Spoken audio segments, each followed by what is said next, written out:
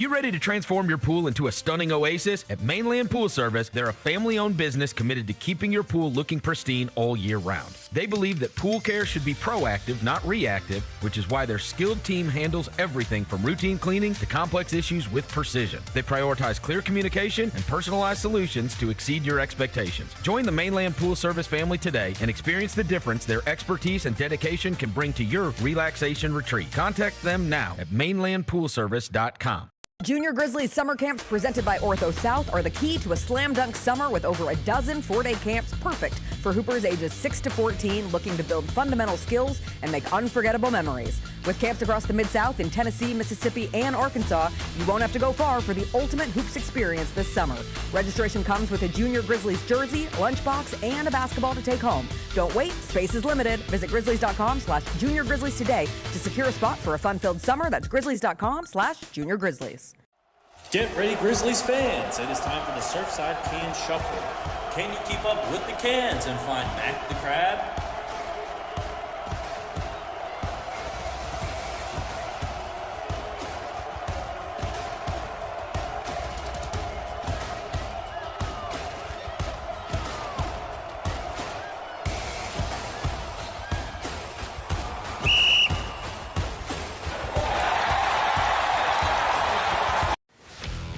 Let's face it, there's a lot of trash talk in basketball, but the great teams let their performance do the talking.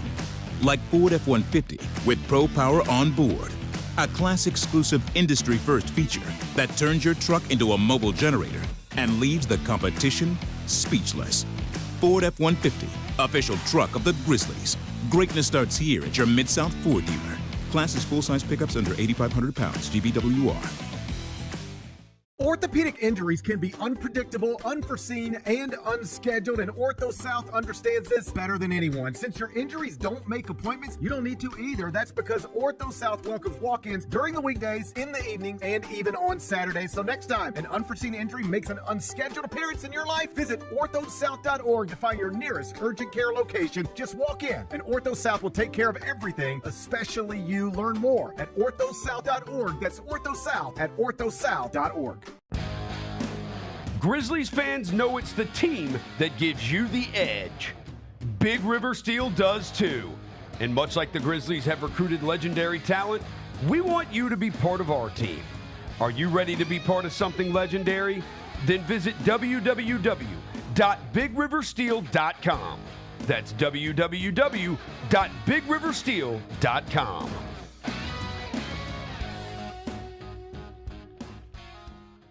Kroger shoppers and Grizz fans. Want exclusive last-minute discounted ticket deals texted straight to you? Sign up with the new Kroger Buzzer Beater deal.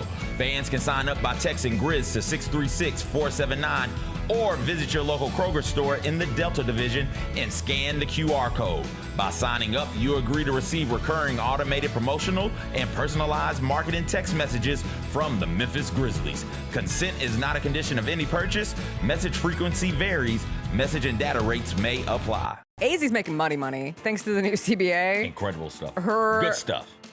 Rookie contract. She is projected to make $500,000 this year, and just in comparison, Paige made $78,000 last year, and Caitlin Clark made $76,000. Anytime we get workers getting paid what they're worth, I'm all for it. Tune in to the Jessica Benson Show with CJ Hurt live every weekday at 8 a.m. on YouTube at Grind City Media and the official Grind City Media app.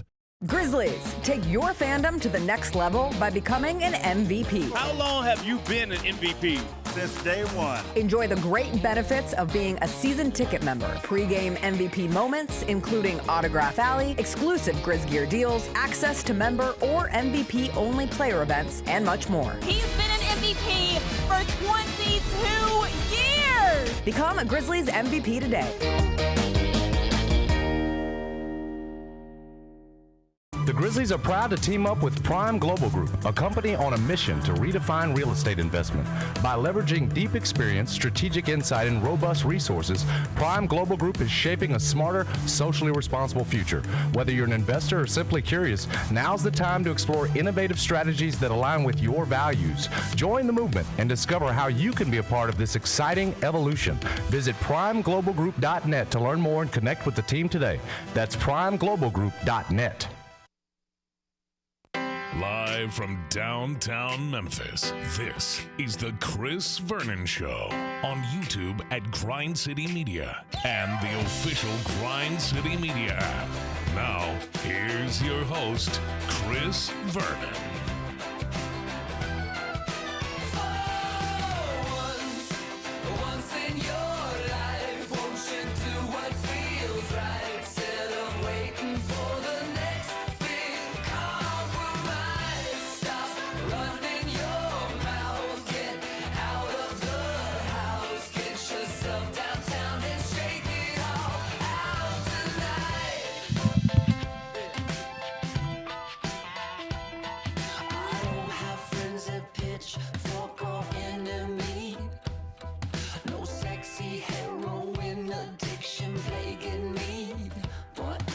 Here we go. It's noon on GrindCityMedia.com. It's Chris Vernon Show. Welcome. It is the Thursday, April 30th, 2026 edition of the show. Today on the show, there were 3 NBA playoff games last night of great interest. We will talk about what were the results of those. There are more that are going on tonight. In fact, 3 big ones tonight, as we are about to have a ton of Game 6s in the first round of the NBA playoffs.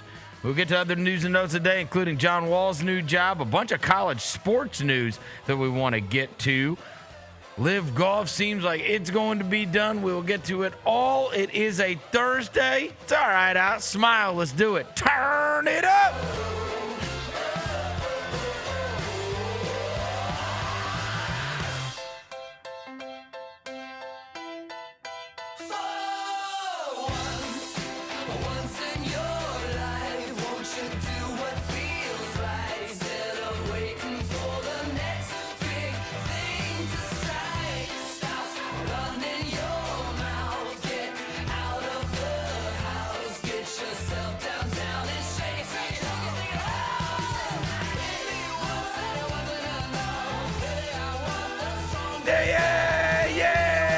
Yeah. Hope everybody's having a good day. All right, we got tons of stuff to get to on the show today, not the least of which is the NBA playoffs, which have been very good and is now set up for us to have a bunch of Game 6s and a Game 7, it appears. Before I get to anything, I welcome John Roser to the show. John Roser, a.k.a. the Cologne Ranger, the Body Spray Bandit, Senior Sack. Johnny Bagpole, Johnny Bearcat, the Grim Roser. John Asparagus, Johnny Neckcarb, John Lance. He's Dr. Thunder. He's John the Polluter. He's John Sweeney. Hello, John. What up? Devin Walker's here. He's the microphone mangler, Senor Quasadilla, Mr. Math, the Navajo Joe, the reporter, the photographer. He's Sir Hiss. He's Walker 93. Yo, hello, good people. How y'all doing today, man? Rever Beats 2 days away. I'm so excited for it. Did the game happen last night? What? Did River Beats, River Beats this weekend. Who cares? Who you talking about?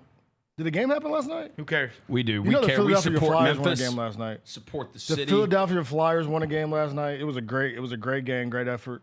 All right. Yeah, great effort by the team. Boo Flyers. Great fan base. Give me my for all you inner city Memphis sweat hogs. Oh, yeah, let's go. Why don't you guys just calm down while I show you what a real man looks like? He's finna strip on the show?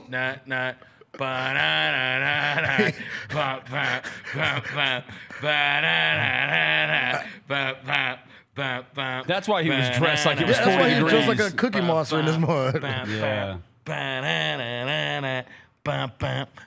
That's with the season on the line. Way less sensual than Grizz. Detroit basketball. Hey, actually, look. Hey. Somebody go Please get surgery on Desmond Bane's ankles. That's a terrible song. Game on the line. Where are you going, Dez? If he wouldn't have been held up by Tristan Da Silva, he's in the 4th row. Yakum, snatch him. Snatch him. He did. That's after he got trucked in the first quarter by Duncan Robinson. He did turn around. Somebody called his name. Paolo and the Bums, and they fell off. Paolo and My the Bums, God. the new band. Orlando Tragic. Orlando Tragic. Orlando Tragic. Oh, Orlando Tragic. Sing it, guys. Orlando Tragic. Come on, guys. Orlando Tragic. Oh, can we play the highlights, Jaylon, please? Yo, hey, what happened here? He's talking like they won the series. Oh my God, you can get it. You can get it. He's no, talking not like he this won one. 2 Not games. this. Not you this. You have to win 2 more not games. Not Desmond Bain. Please, please, not Desmond Bain. Of all the people. I knew that was about to happen. Oh my goodness, bro. Wait, time out. You know you got to win 4. Remember you told me 2 games ago. Rosie, you can attest to this. Yeah. He texted me and said, you got to win 4. You got to win 4. No ball. So, sir, until your team gets 4 wins, stay over there with that weak-ass shirt, that superior-ass shirt. Orlando Tragic. Orlando Tragic. Orlando Tragic. You gotta win. Hey, you gotta win 4 games. The Pistons won again. You gotta win 4 games. I said the Pistons won again. You gotta win 4 games. By the way, too, We're still alive. You're doing all that talking We're still alive. Roser, I wish I could screenshot our text because doing that whole 4th quarter, you was popping in the 1st quarter, but still alive. you was quiet as a church mouse. You mean when they had 38 points? No, Roser, when they had 38 points in the 1st quarter. He was quiet. You guys are like, I know you guys are nervous. He was quiet as a church mouse in that group chat. He was like, that's not true. I was talking the whole time. No, wait. Hey, I was talking the entire time. Yes, I was. I'm going to get the transcript. Talking the entire time. The only time I got mad was when Tobias went out, and that was after Asar got hurt. It was like back-to-back, Asar and Tobias, and I was like, oh, come on. This is stupid. I can't believe that that the Magic didn't keep shooting 60% from 3. That was crazy. From 7:59 to 8:39, he didn't say a peep, y'all. A word. Quiet as a church mouse because he was sweating. It was rolling down his booty crack. What did I say? Because he saw Paolo on that ass. Nobody did. What was the next? What was the next? Did you sit the cake after you hit the shot at the end? No. Who said anything? You didn't say anything. I was talking. What did you say? I said, "Oh no, Dez," when he got crossed. Then I said, "No." Duncan Robinson. But during this break that you speak of, what was the last text? Paolo. Who said Paolo? Dez. Duncan Robinson dribbles like a toddler. You didn't say anything for 45 minutes because that Orlando Magic, that run was coming and you was sweating. You was sweating when Paolo was hitting them step back trays. Cade. And then Cade hit the step back and he Cunningham. decided to pump his chest back out because he knew it was over. We got receipts 7:59. I have Cade Cunningham to 8:35. You were quiet. Well, you can read all the other ones where I told you this. I had Cade Cunningham. I mean, you weren't saying that in the 4th quarter though until the end. I was watching the game. So are we. I was unafraid. Look at this. Oh, my God. I will say, Cade and Paolo went band for band. It was beautiful to watch. I ain't going to lie to you. 20 points in the 3rd quarter for Cade Cunningham. It was getting to it. And Asar Thompson was everywhere in this game. You remember like years ago when, maybe it was a year ago, we had Tony on, and I was like, these guys are like super Tonys. They really are. Yeah. Amen and Asar. Yeah, watching they them really are. Like really in all the ways. Yeah. Whereas people run away from them like they're diseased when they're 18 feet from the basket. They might smoke a layup or they might make the most incredible layup you saw, but they will dive, they will scrap, they will get their hands in on things, they will rebound, they will grab you offensive rebounds, they will generate you extra possessions. Oh my God, Jaylon, why do you keep playing this? Play the Paolo highlights too. God. Jaylon, hold on, time out. Oh no. That was play the Paolo highlights. It was both highlights. I think it was both. It was 3 straight minutes. Why do I keep saying Cade? Cade buckets. Because the Cade ones are awesome and the Paolo ones are boring. That was what play do you? All right, what bucket do you remember from Paolo? Step back, corner three. Oh, those step are back, wing three. So lucky. Hey, get to the bar. Get Those off are me. all, You too little. It was just all luck. Layup. What are you doing? Come on, bro. We ain't seen Paolo played like that in a long Paolo time. remembered that he was 6'10", 260 last night. Yeah, well. By the way, I never thought I would say this, but I miss my German homie, Franz Wagner, because nobody's big enough to guard. Look, this is Kid just. coming in. Can we please just watch a Sar Thompson last night making play after play? I mean, this is crazy. That's just generating extra possessions. Yeah, he's the one where he smacked it away and then fell on the end line trying to save it was the one that I freaked out. That's the one right here. That's it right there. That was crazy. Yeah, he a freak That out. was crazy. It was like one guy's playing at a different speed and athleticism than the rest of them. And you know what? I'm not letting you get away either, Roser, because because you're the one. Yeah, you quiet over there. Because because you know what you did? Fight with me, Roser. You did the same thing that Devin does when Tony was like, I just don't see Cooper Flagg being a star, and Devin's like, yeah, that's you. You're the little mouse in his pocket.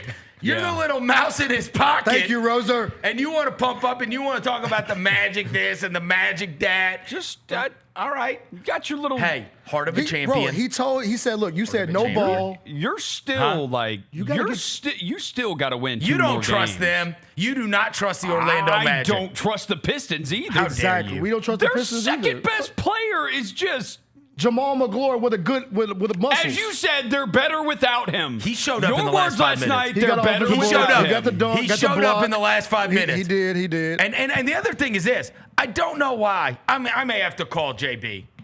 Why are we not doing? We got to do. I understand the Franz thing, and there's like an adjustment that's going to be made. But why you got to put Asur on Paolo? Like that has to be. Is he big enough? Yes. Asur Thompson is built for anything. It's a lot of the Tony thing. He'll make him work. Yes, he'll make him work. There's no doubt about that. Yes, and he's long and he's athletic, and so I mean, that's fine. If you want to bully ball me for twos or whatever, so be it. But I was surprised that they didn't go that route. I will say for you guys, last night was the worst possible outcome ever. Yes, no. I'm being. This is me being legitimate, not goofing. The best possible scenario for the Magic was getting run out of the building. I mean that. Because there is psychologically, when you go and you win and they held on last night, right? And they made a couple big plays down the stretch and Cade threw the team on his back.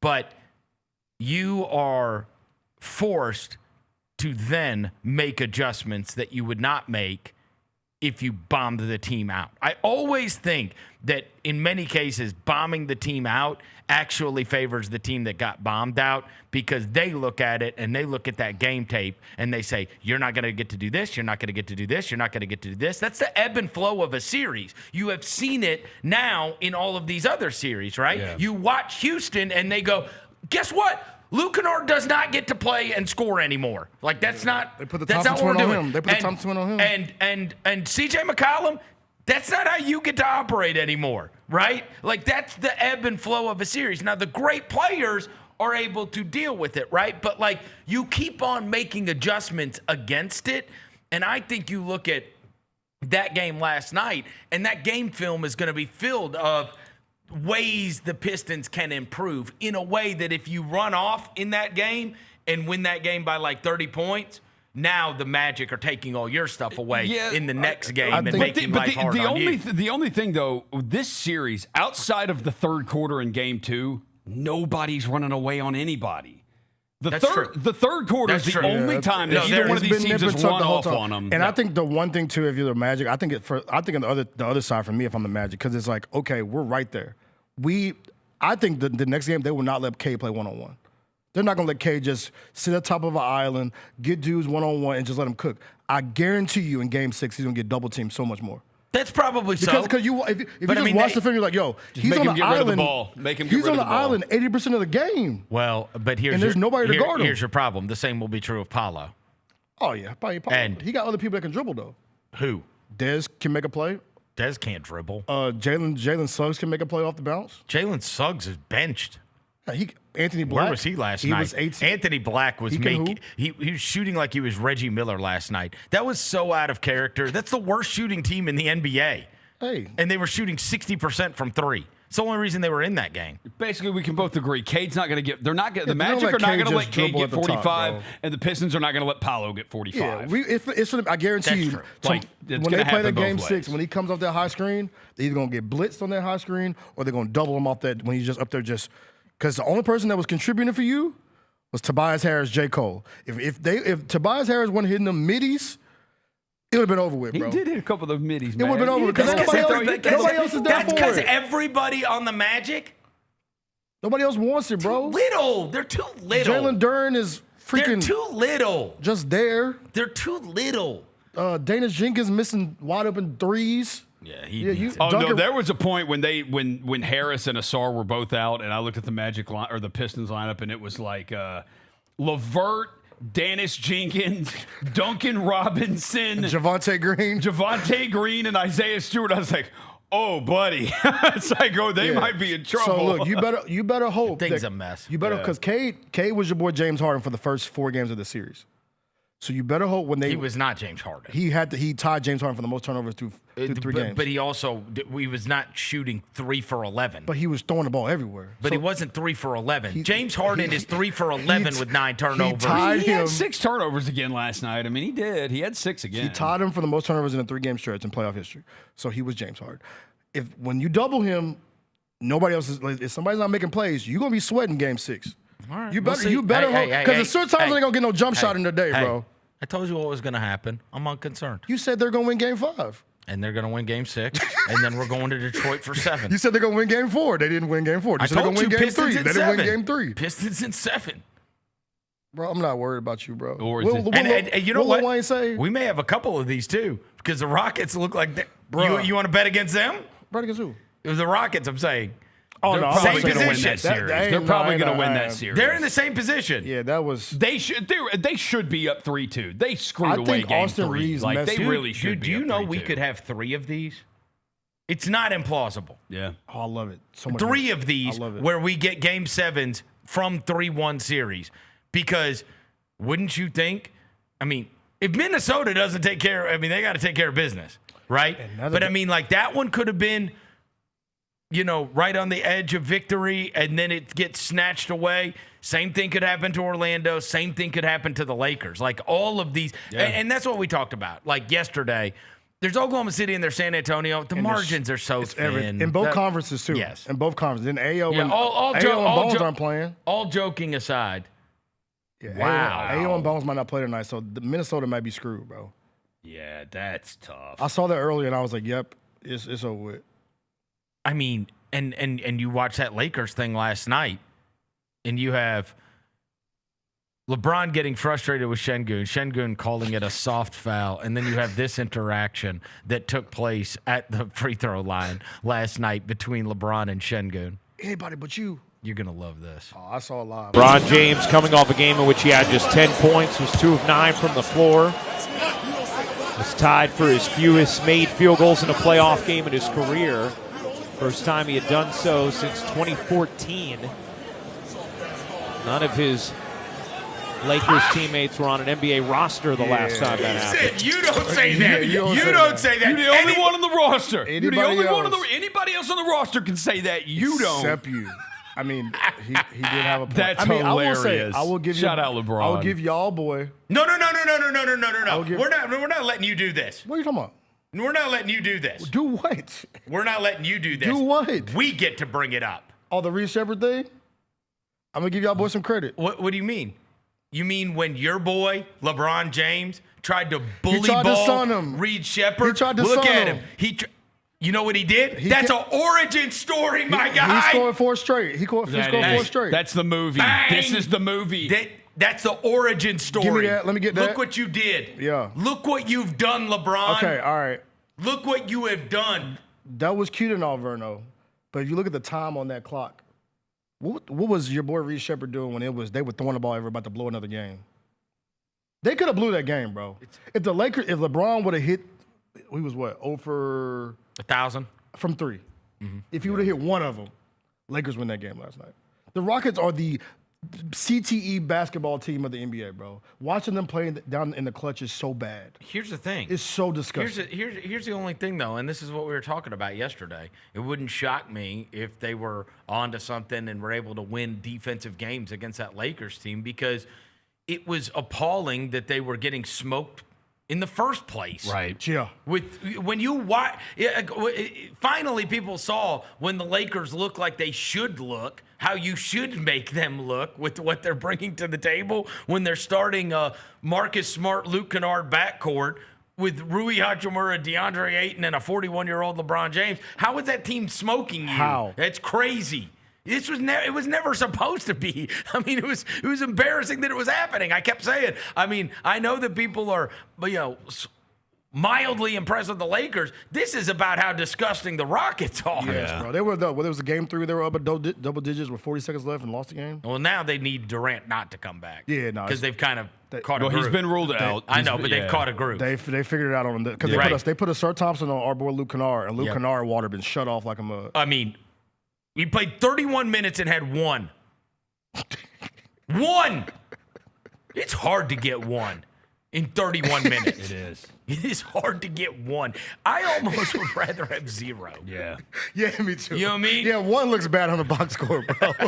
Reeves will start You got next 1 game. bucket. Huh? They'll move Reeves into the starting line. Yeah, but I mean, you're throwing him into the most high-level basketball. You haven't played in weeks, and it's like, hey, man, come play. You saw it. Now, he may find his bearings by the next game, much like Embiid did, but you saw Embiid had been out for weeks, and it's like, hey, man, come play in Game 5, and it looked like hell. Exactly. He came out firing. Right. The adrenaline rush. Yes. And then it. By the way, when did he deserve the whistle? When did he earn the whistle that he gets? Dude, he gets to the line. Generational. It's he gets crazy. like a Michael Jordan, SGA. Yes, he gets a prime Braun whistle. He gets a great whistle. Like a great whistle. How? I mean, he probably sends them edible arrangements. Yeah. Like the Damian Lillard thing. He looks like the kind of guy that he would do does, that. right? He sends Scott Foster an edible arrangement and said, thank you so much for your hard work during the season. Because he had 3 made field goals. 3 made field goals at one point. He had 18 points. Just know you're appreciated. You did a great job this year, Scott. Yes. Yeah. Hey, I don't know if anybody. I know people yell at you guys a lot, but I just want to let you know, I think you guys are great. It's a hard job you guys have got, and I think you do a great job. Yes. Like Eddie Haskell. Do a terrific job, You guys are amazing. Because at one point he had three made field goals and he had 18 points, and I was like, hold on. You know what? I was watching our last game back, and I know I got upset, and I put my hands in the air. I watched it back, and you know what? You guys were right. You got a point. Yeah. Yeah, I did foul him. Yeah, I did foul him. In the heat of the moment, I didn't realize how right you guys always are. Yeah, also Reeves is for sure. He is for sure that guy.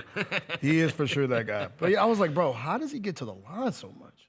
Well, the other thing is, what's so crazy about that particular series, the Rockets and the Lakers, it's like, I told you guys this when we were watching the first couple games. I'm like, both these teams stink. Oh, they're horrible. You watch the other games? Yes. And you're like, just the players aren't as good. Even the Cavs Raptors series is giving me some good bump. Like last night. But because there's a lot of good players out on the court. Yeah, like this series, I was like, bro, I'm watching. I'm like, oh my god, can I go to bed? And they're without guys, right? Obviously, Ingram went out last night. They're doing it without Quickly, for Toronto. Scotty's hot. And Toronto had a real shot at that, and they just let him off the hook. They did. Cleveland is so not trustworthy to me. Honestly, they have James Harden and Donovan Mitchell. We goof around about how much we care about the Detroit Orlando thing, just as bragging rights thing. But either one of those teams, let's say Orlando closes them out in Game 6. I mean, they have a real chance at the East Finals. Yes, bro. Like, there's no team that they would have a real chance at it. You're scared of. If they got Franz back. It'd be a tough go. Yes.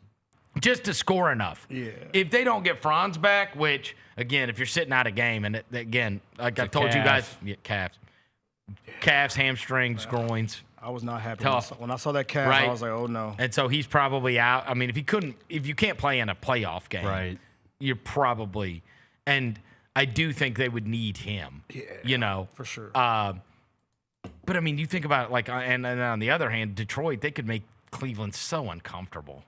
You know what I mean? You got two big wings that can guard. Yeah, that's all you need to stop.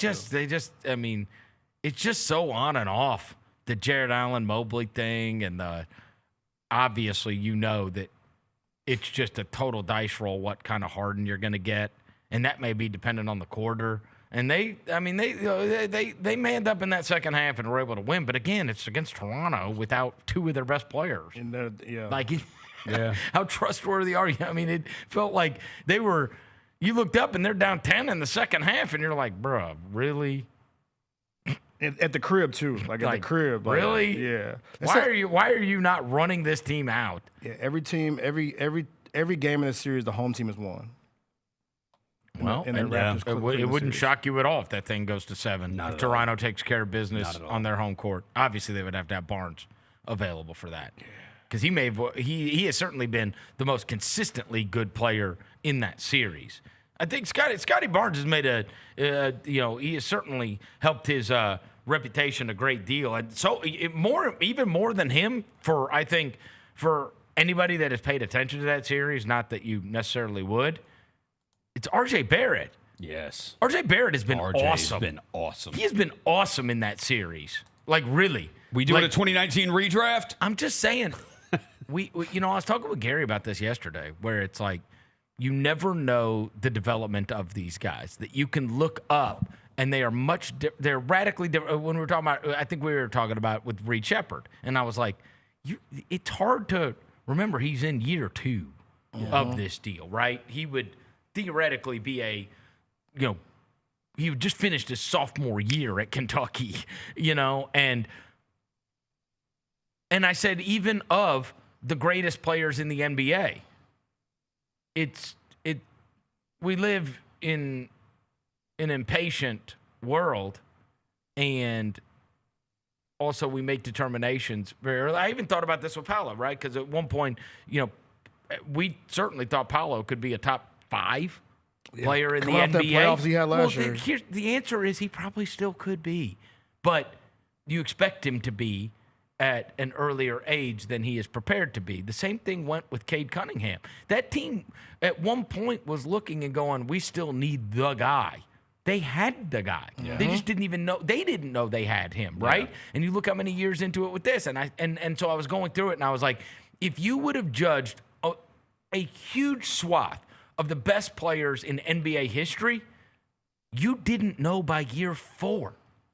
You didn't know by year 4 that Steph Curry was going to be Steph Curry. You didn't know by year 4 that Kawhi Leonard was going to be Kawhi Leonard. You didn't know by year 4 that Jalen Brunson was going to be Jalen Brunson. You didn't know by year 4. I mean, you can go on and on. Yeah. The 2-time MVP, Gilgeous-Alexander. Yeah. And people can look back and they can say, well, we saw the signs with Jokic. No, you didn't. Not in the first 4 years you didn't. No, you didn't. And then you become the best of the best, right? And I've talked to you guys so many times about how many guys that some of them are awesome early, right? But like Braun was good from the rip. But even him, he didn't win his first title until he was 27. Yeah, it took a while for him to really get. And he was amazing.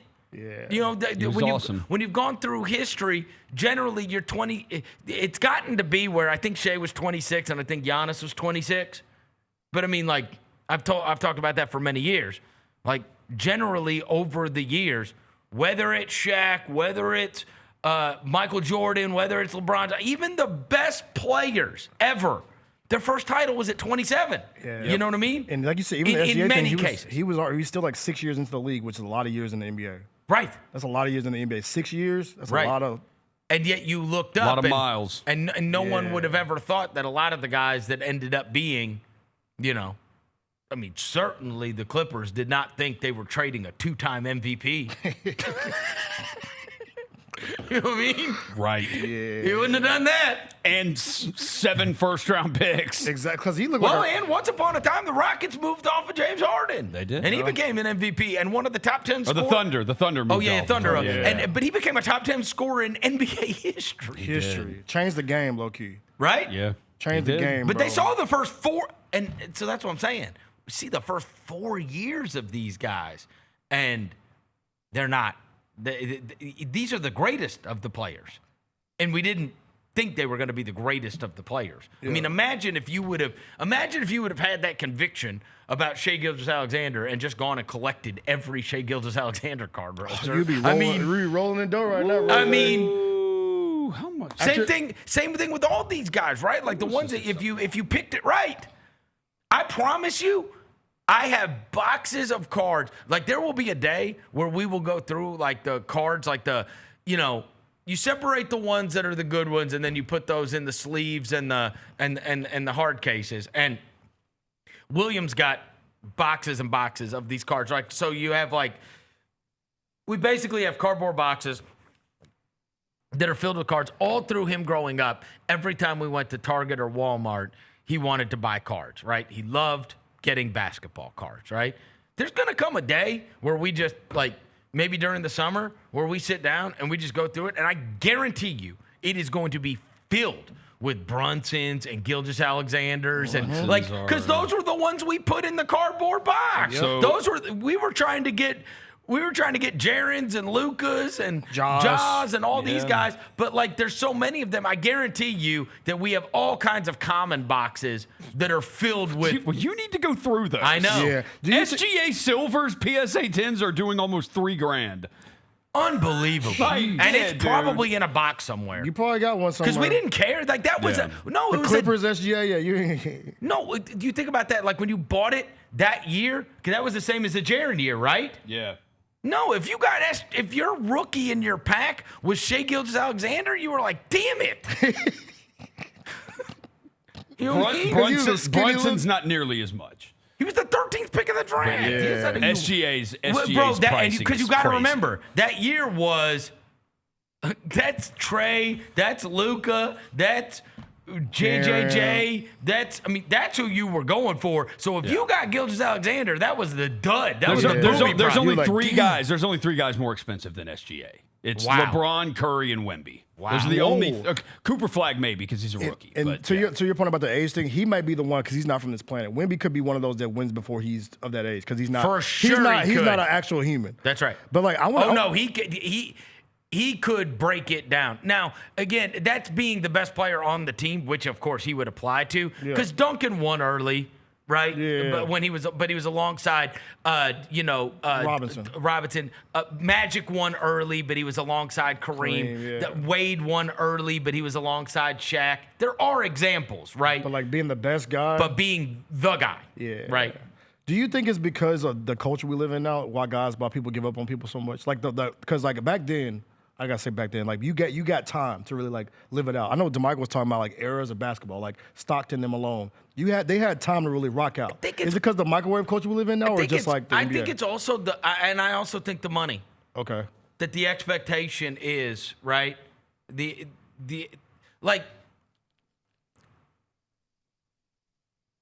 Let's just take somebody that we care about greatly, right? We all love Jaren.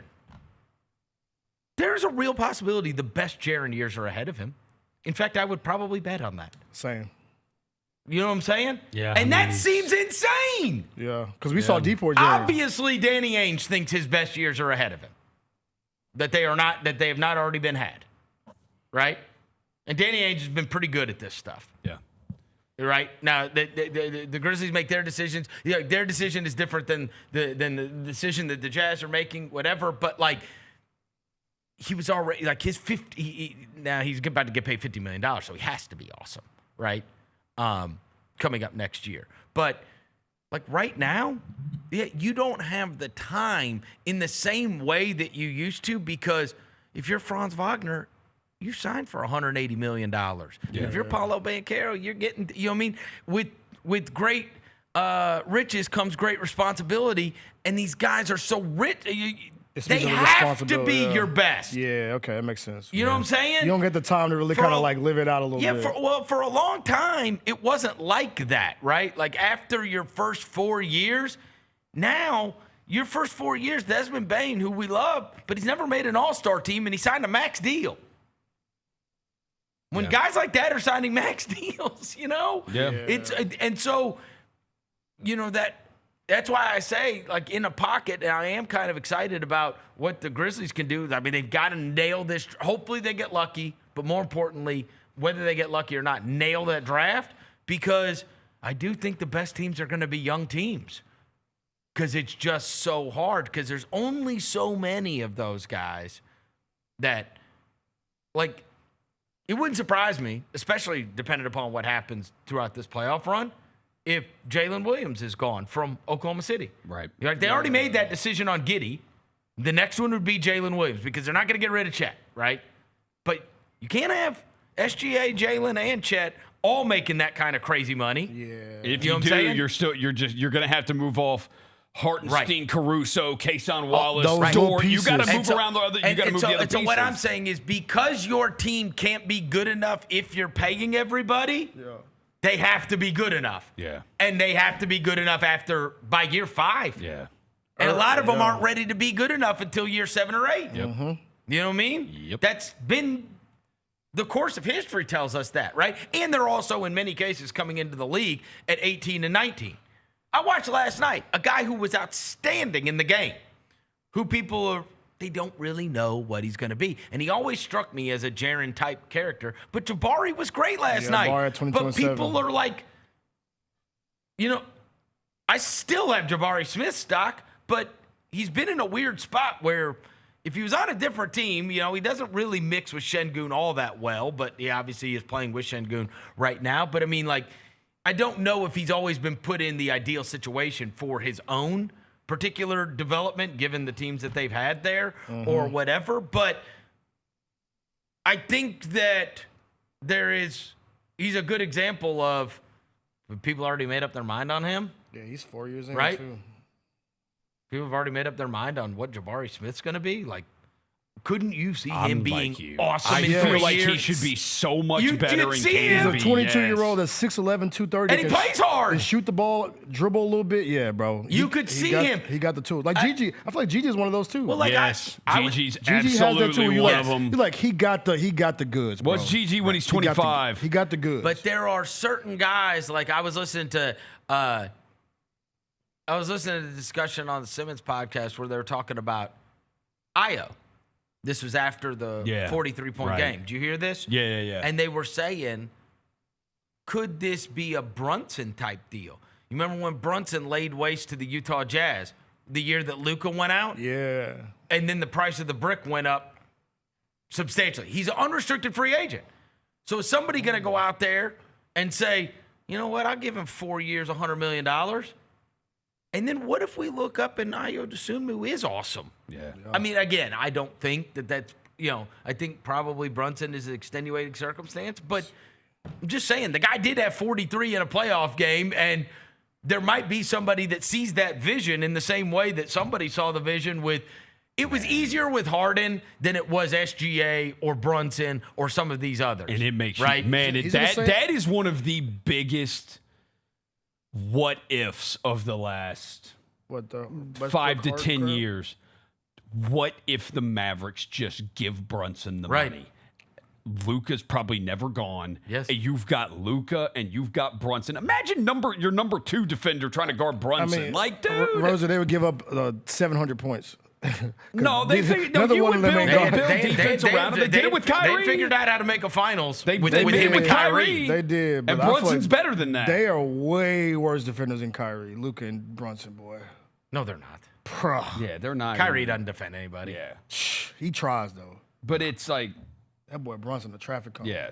It's a big what if. It is. Like, what if Dallas just signs Brunson? They just give him the money. But, hey, to that AO point, he's at the same career that Brunson was at, too. That 7-year mark, 7 to 8 year mark, because Brunson was. No. Ayo's just done with his rookie deal. Come on, right now? Dosunmu. Wait, he's already at year 7? 1, 2, 3, 4, 5, 6. He's at 6. Next year will be 7 for him. Oh, my God. 7 will be years. I can't believe he's been in the league 6 years. Yeah, it'll be 7 years for him next year. Unbelievable. Dosunmu, yeah.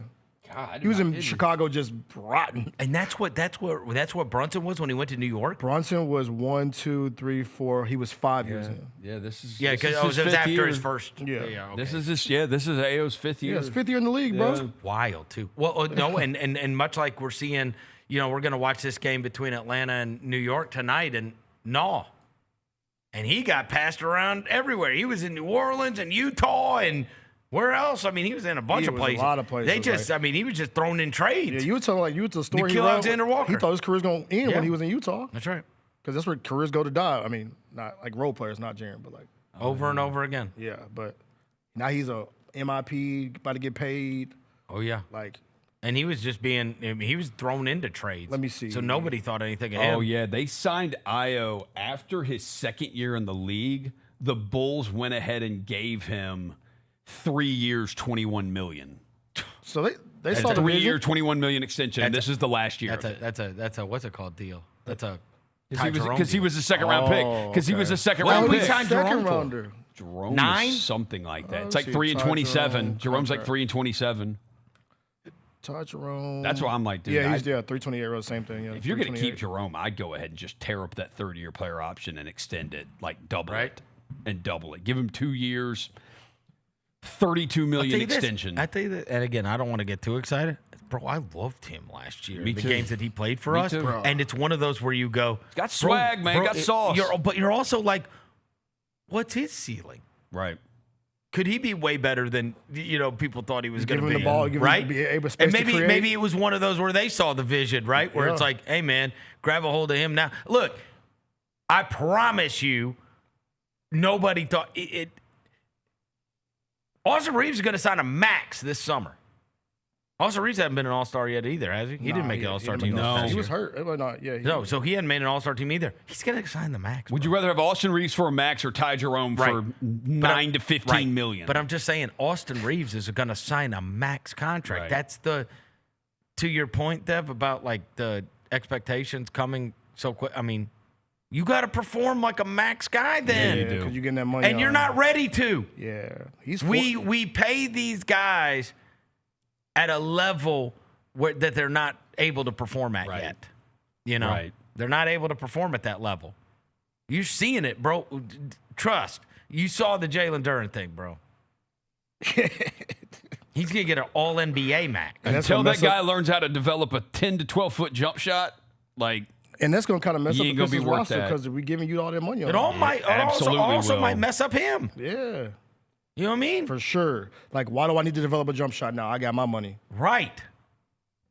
Or, like you said, it can go two ways. It can. You can see this playoff performance like, okay, but I need to work on my game. I've been so upset with, he finally didn't play lazy in the fourth quarter. Yeah, I just felt like it stood out to me where it was like, and we did this past year where you watch guys and then Omax would come in and you'd be like, why don't you play like that, right? He plays so hard. He plays so hard. That's how it is when Stewart comes in the game. Yeah. And it's like, Jaylon Duren, you can do all that. You can, you know what I mean? You're huge. You can do all that. You can throw your weight around. Yes, you can do all that. Yeah. But like, the ball comes off the rim and Stewart is trying to get a hand on He's it like every time. He's in the fifth row trying to get the ball. It's I'm like, unbelievable. bro, you gotta chill, dog. No, he doesn't. He's like no. full. No. Yes. Full speed. Beef stew, get ball. And you know what? And it's the time where how many times do you see Gogo Batazzi be like, "Oh God, this again, Like guy this again, dude? Jesus, I need to put a this Guardian guy cap again?" on. And friggin'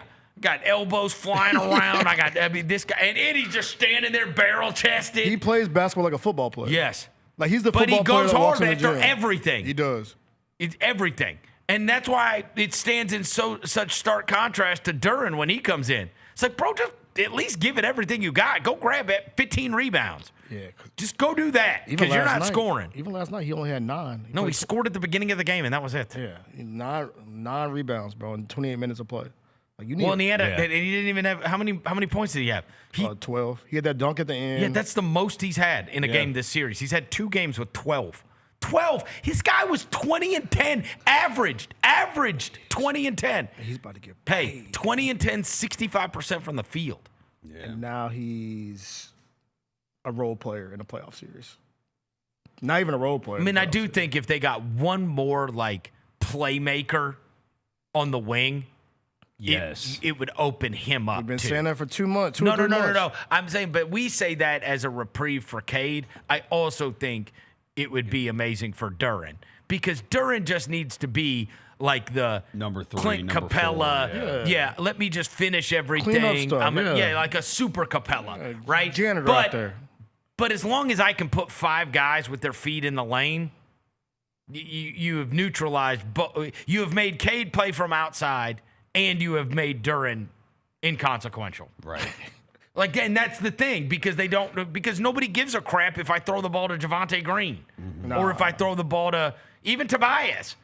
You know what I mean? Tobias is like taking 2 dribbles and pulling up at the elbow, and they don't care if I throw the ball out to Dennis Jenkins, and the only one they care about that they run after is Duncan. Yeah, because the Seward, they short closed on the Seward Thompson too. No. Like, yo, Duncan Robinson, they sprinted him. Yeah. Because he is, I mean, he really can't Like a shoot. slingshot. He shoots it, bro. He can shoot. Jimmy Neutron got a clip. Yep. He really does. And he doesn't need much time. Nah. But he doesn't. But he doesn't get much time. You know what I mean? They're about to tackle him when he get the ball. hell, what did he get off? I think he only got off 4 last night. 6 off last night. 6, and how many did he make? 3? He made 3. He was 3 or 6 last night. Yeah. But like it's interesting to watch. And some of them he has to take off of a dead sprint in transition because that's the only time he's open. Yeah, because he should. Because you get in transition at one time, he was dribbling the ball, and I was like, "You dribble like my little brother."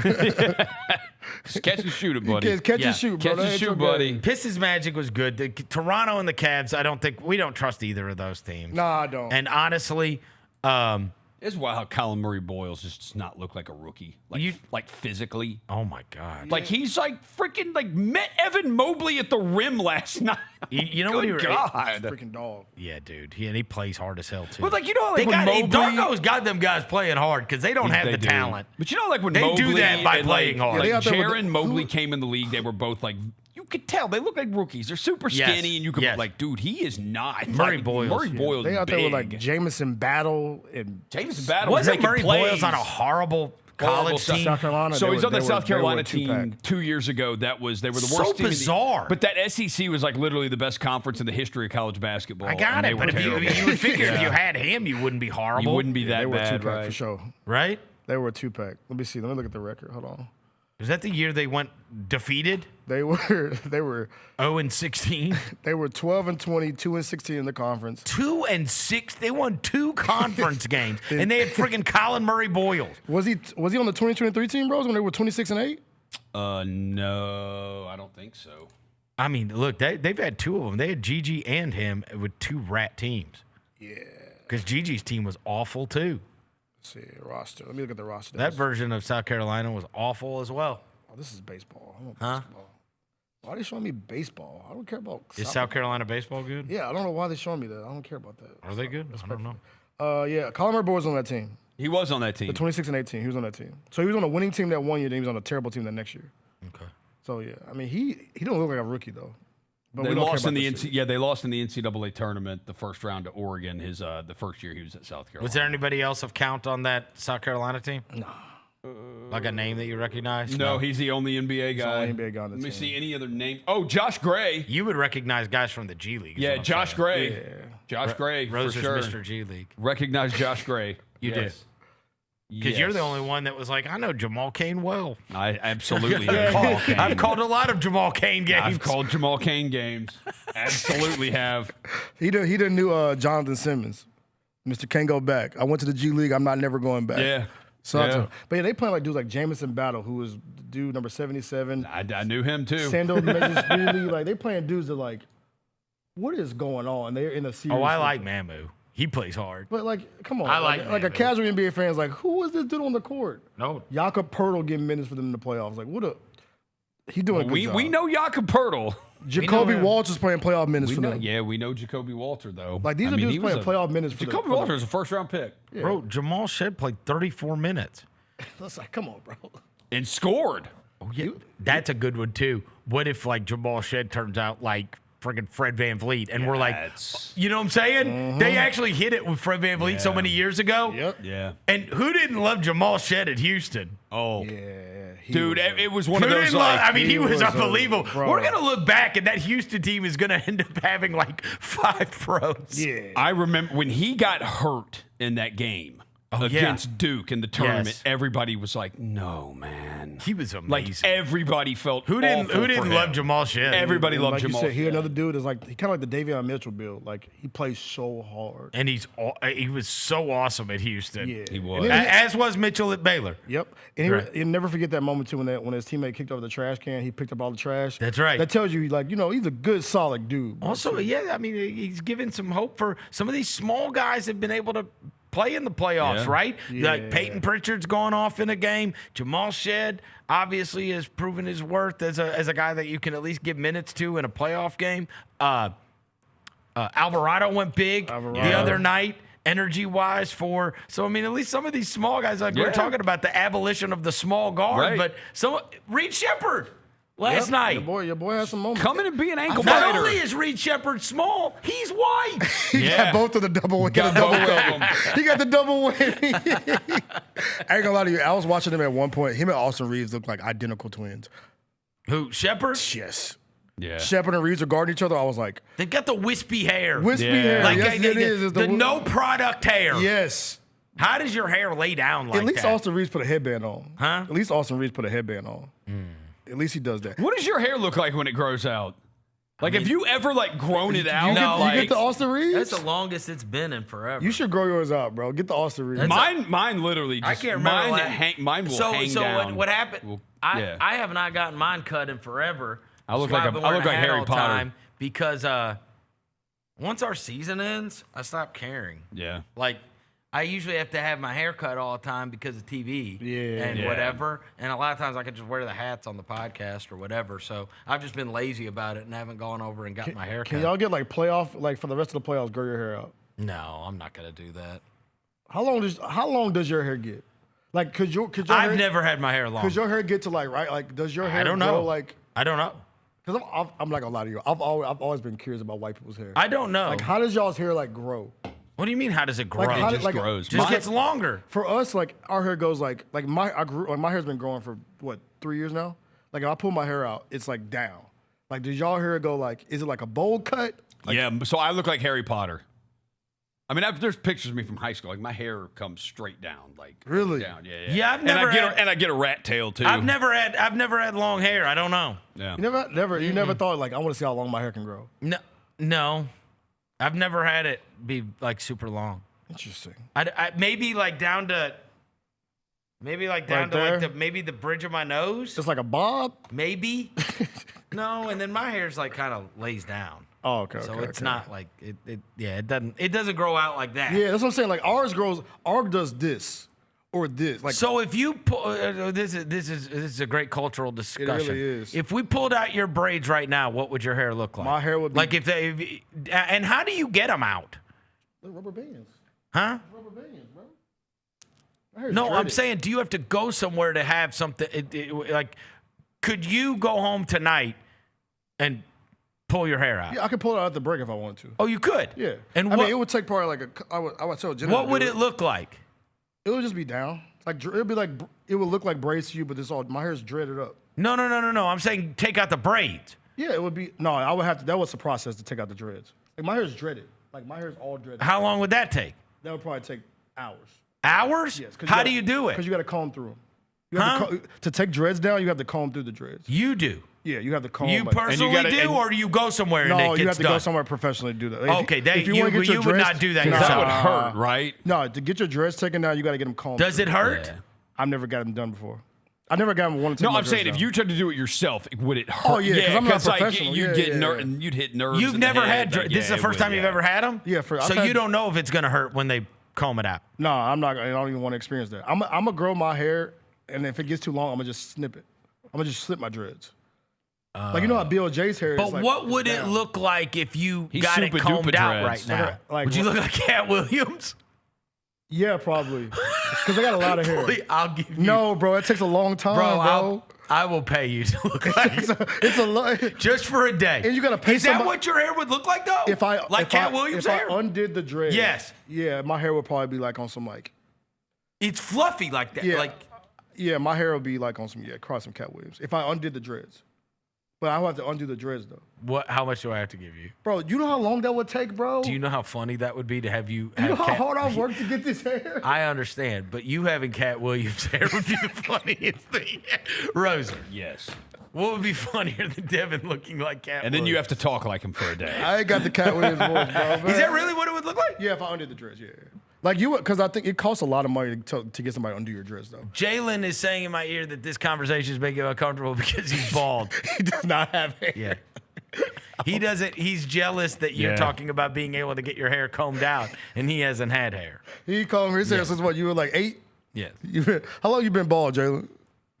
10 years, he said. 10 years. You know what? Did you just decide I'm tired? I don't want to have hair anymore? Baldy is tough. But no, one day I will do it. Not today, though. I've been working way too hard. I'm not asking you to do it today. I'm saying if you're ever going to get rid of the dreads, I want to see what it looks like. Yeah, we want to be there. Yeah, we want to be there. You want to be there for it? For that moment, yes. Say less. I don't want to be there. Why not? I just want you to send me a We get to go to the barbershop. We get to go to the barbershop. You said it takes forever. No, it's a long, because I have a lot of hair. It would be like, what are we talking, 4 hours? 3 or 4 hours. You have grown it out. We'll show up for the last hour. Your hair has grown out for 3 years. 3 years. Bro, if I grew my hair out for 3 years, I would look like friggin' ZZ Top. It'd be down past my shoulders. No, if I take this down, it's down. It's pretty long. 3 years? If I didn't cut my hair until like next season, my hair would be long. Yes, it would be wrapping behind my ears. Dev, do they got that would be fire. Your barbershop got Wi-Fi? Bro, and like a checkerboard? Do we got like checkerboards? I will say this. Checkerboards? Can we play checkers? My family barbershop does not have Wi-Fi because it's in North Memphis, respectfully. Okay. But the one I get my hair done at does have Wi-Fi because I get it done in 2 different places. Do they have like a checkerboard or a chessboard or something? It is crazy. It's not a loctician at my family barbershop. It's crazy. It's crazy, bro. My grandma works there. It's crazy, bro. My grandma doesn't do hair. She does hair, she'll do locks. If I say, Granny, do my hair, she'd be like, what do you want, a ponytail? Like, nah, Granny. This is how it happens, man. You going to friggin' Gould's. I don't go to Gould's. I don't go to Gould's. First step, he turns his back on the family barbershop. Now he's already got a lease in Nashville. Why don't you? Yeah. A lease in Nashville. Why don't you go ahead and endorse the MVP at Sport Clips? I get my hair cut over there if my hair done at the place by Superior Shop. I told you I went to my girl at Sport Clips that I knew from way back. I went and saw her, and she's like, I've been meaning to tell you, I've been cutting a Grizzlies hair. Who? Cam. Of course, Cam is like, yeah. Cam Spencer just walked straight up into Sport Clips. Yeah, amazing. Cam's like, I'm paying. Yeah. Cam's like, I'm paying $20 for a haircut. Yeah. I don't like. It's not worth it. Sport Clips, bro. His hair looks good. She's good. She does a good job. The one girl. She does a good job with your hair, bro. Even though I don't really know. I've never seen like what does a bad white person's haircut look like? Oh, the day before I shaved my head before we got our pictures taken. Yeah. Bro, when I used to have the bowl cut, I had an uneven bowl. This lady massacred my hair, and it was so bad that I shaved it. That's a 1 in our show picture. Jaylon, put the photo up, bro. It's a 1. Oh, yeah. It's a 1 guard. Oh, you do got the low joint. My hair has never looked like that except for that one day. You got the low joint. But the day before, and then they text me, I had done it, and then later that day, they're like, hey, reminder everybody, we got pictures tomorrow. I was like, oh no. I'd have been better off with a bad haircut than this. And then that has been our show photo forever. Yeah, we got it is hilarious. It's a great show photo. In between your haircut, my skinny jeans, we look insane. It is hilarious. But no. And I just look the same. Yeah, Rose, you're a little skinnier though in real life now. I appreciate that. Yeah, you look good, but you're working hard, bro. I shaved my head with that was literally a 1 guard.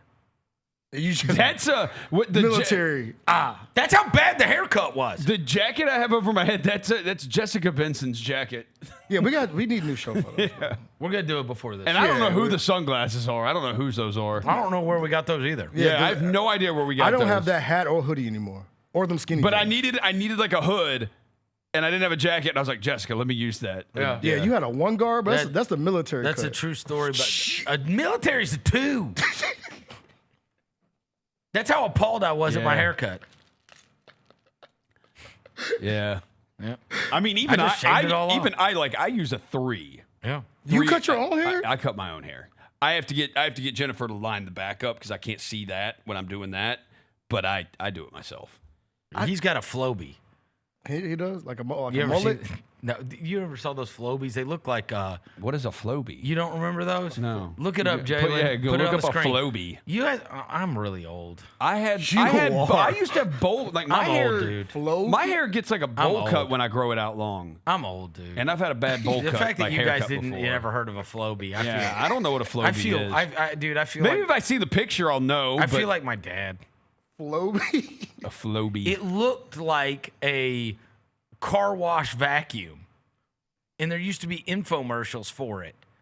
And you bought the Flowbee, and you basically just ran it over your head, and it cut your hair. Like that junk came out in 1993. Oh, that's not that long ago. Yeah, that's not that long I ago. wasn't born, bro.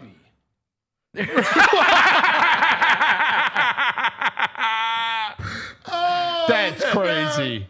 Rose, you been at the crib like this? Yeah. No. I need to get a watch. They still make them? I need They to still get. make Flobies? They still make. They charge like $130 on the internet. I For a need to get Flowbee? cordless. Yeah, $130. And look, and then the hair just goes straight into the vacuum. You just run it over. That's insane. You never saw this self No. haircuts? I've never seen a Flowbee in my life. I've never bro. seen the Flowbee. So this used to be on you'd be watching MTV or something. This was like an ad that used to run. Oh, there's an idea for Jessica and CJ for their show in the morning. They did the leaf blower thing. Get a Flowbee and do that. CJ doesn't have hair though. Yeah, do it with Jessica. She's got hair. Oh, yeah. You can't do it with chick hair, I don't think. Yeah. It only works with dude hair. Only dude hair, bro. Come on, bro. Yeah, and then see what I was talking about? How it looks like a car wash vacuum. Yeah, it does. It absolutely looks like a car wash vacuum. But you just run it over your head and it cuts it perfectly. They're still, hey, It's a good idea. they're still trucking. Actually, now they're charging $194.95 for it. For the They charged me Flowbee? $200 for the Flowbee? Yeah, you can get Hell one no, right now. man! I got clippers for $40. Yeah, but it don't I got cut them like things the It don't Flowbee. cut like the Flowbee though, Rosie. Oh, it takes me. I really It takes would- me 10 minutes to do it. I really would. It's changed in my barbershop a lot. I wish I would have took y'all when we were in like our prime. Like I wish I would have taken y'all for that experience. Oh, the, What- the I wish I barbershop, would've taken the y'all. barbershop prime? You say barbershops aren't in their prime anymore? Like no, I'm saying like my barbershop has changed a lot, and I wish I would have taken y'all when we were like really. What do like, you on a- mean by that? Like my barbershop? Yeah, what's the difference in now and say 7 years ago? It might get dark. All right, y'all know the story already. There's a reason why I grew my hair out. Y'all know the story about my barber got killed? Oh, yeah. Oh, Your uncle. yeah. My uncle, my uncle got killed. So that's your cousin. He cut my hair my whole life. So when There he- was a shooting. yeah. Oh, So like okay, in our community, when you go to somebody new, it's like cheating on your like you know what I'm saying? Yeah, So yeah. after you got killed, I did not cut my hair ever again. I just started growing my hair out. I remember. Okay, yeah. So yeah, back yeah. when he was cutting my hair, it was like a whole experience at the shop. Right. Now it's less of an experience, but I go see my grandma. But when it was like an experience, I wish I would have taken y'all. Yeah. Y'all would have loved it. Yeah. Like and a black barbershop experience cannot be defeated. We could still go over there. To the barbershop? Yeah. It wouldn't be the same. It wouldn't. Nah. Is it just been weird since he died? Yeah, it's been weird because the chairs, somebody's in the chair now. Like my grandma's in the back. Like It's not the same. it ain't the same, bro. It ain't the same. Man. I'm sorry, I got real And it's also but it's Real also dark. it's also a terrible memory. yeah. Yes. That's why a lot of like my cousins and stuff. Did we don't go she? up there Did she anymore. not? It's just where she's always been, so she doesn't want to leave. My it? granny, yeah. My granny's not. Yeah, But my- There's she's like not some of your leaving. family won't go back. yeah, like, my they just don't want to step Yeah, we don't in. even like a lot of my family. Because it's just it's just a reminder. yeah. Like he cut my whole family's hair since we were like little, Right. and we all. It was like a like you talk about too. Like there's a reason why. But she doesn't want to leave it. No, my grandma's been doing hair for. I understand. It's like the thing where like all your family members get together. Yeah, right. It was like you have that one communal place. The barbershop was a communal place. Yeah. Cousins, this, like that's where everybody met up at the barbershop. Right. But yeah, shout out And to she's still there. my granny's still doing hair every day. Shout out to my grandmama. You saw my video on She my does granny it every day. every day. She told me how nappy my hair is all the time. Devin, you gonna cut that hair off? Nah, Black granny. grandmas are the best. Do They- you know? Do you they know are the every best. time when Tony Allen's grandma would watch this show and or watch the games, and she would call it like say Tony would have 16 points, 6 rebounds, 8 steals, like do the walk-off interview, the whole thing, and his grandma would call him and she'd be like, Tony? And he'd be like, and he's like, expecting her to talk about how proud she is or whatever. Yeah. She's like, your lips look dry as hell on TV. Yes! Black grandmas, man. I love it. That's it. Hey, black grandmas are undefeated, man. They always gonna humble you. Like my grandma telling me every time I see her, 1, my hair's nappy. 2, this is another reason why I try to stay in shape. Every time she see me, you been eating good, huh? I'm like, yo. Calm down. Yeah, way too They blunt. humble you like a way too blunt. Nobody humbles you like a black grandmama, man. Shout out to my granny. Yep. Love your grandma. She said, "You been eating good, huh?" All right, bro. Let's take a quick break. We'll be back into this Chris Vernon show. In the Tennessee Army National Guard, you can start a career in exciting fields, including science, communications, engineering, and medicine, all while earning money for your education. This training will boost your eligibility for a high-paying and rewarding profession, and you can get it all while serving part-time in your community. The Tennessee Army National Guard can pay for up to 100% of your college tuition. To learn more, visit nationalguard.com/T-N.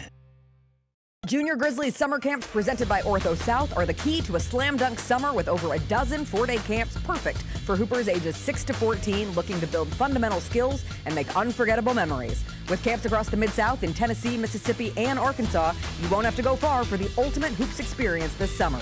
Registration comes with a Junior Grizzlies jersey, lunchbox, and a basketball to take home. Don't wait, space is limited. Visit grizzlies.com/Junior Grizzlies today to secure a spot for a fun-filled summer. That's grizzlies.com/Junior Grizzlies. When the arena lights dim for a concert or when the crowd becomes one at a big game, you can almost feel like you're the biggest fan. But who's your biggest fan? It's the person who will get you home safely after a night of drinking. It's a person who looks out for your life to make sure you leave the stadium with someone sober. This could be a designated driver or someone who offers to give you a ride share. Because in Tennessee, fans don't let other fans drive drunk. Brought to you by the Tennessee Highway Safety Office, a division of the Tennessee Department of Safety and Homeland Security. Grizzlies, take your fandom to the next level by becoming an MVP. How long have you been an MVP? Since day one. Enjoy the great benefits of being a season ticket member. Pre-game MVP moments, including Autograph Alley, exclusive Grizz Gear deals, access to member or MVP-only player events, and much more. He's been an MVP for 22 years! Become a Grizzlies MVP today.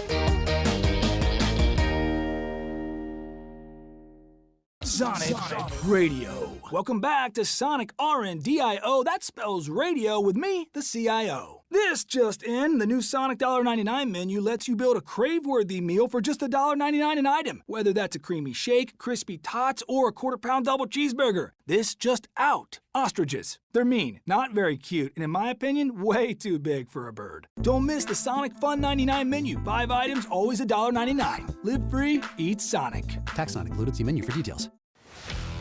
Let's face it, there's a lot of trash talk in basketball. But the great teams let their performance do the talking. Like Ford F-150 with Pro Power on board. A class-exclusive industry-first feature that turns your truck into a mobile generator and leaves the competition speechless. Ford F-150, official truck of the Grizzlies. Greatness starts here at your Mid-South Ford dealer. Class is full-size pickups under 8,500 pounds, GBWR. Each challenge is unique, so each game plan is customized to identify opportunity and the path to victory. It's true in basketball, it's true in banking. Grizzlies Checking from Pinnacle with personalized planning and advice. Play hard, bank easy. Open a Grizzlies checking account with at least $100 and a recurring direct deposit by May 30th, and you could receive a $200 direct deposit bonus into your account. Details at grizzliesbanking.com. Member FDIC. The heaviest metal credit card of all time. Rumored to be one of only 18 in existence. Plated with the very same tungsten that forged the International Space Station. And wielded at business dinners like a samurai sword. It's a classic corporate power move. But the real power move? Having end-to-end visibility on your most critical shipments. FedEx, the new power move. New Amsterdam Vodka is an official partner of the Memphis Grizzlies. It's the only exceptionally smooth vodka that is 5 times distilled, 3 times filtered, and rated 93 points.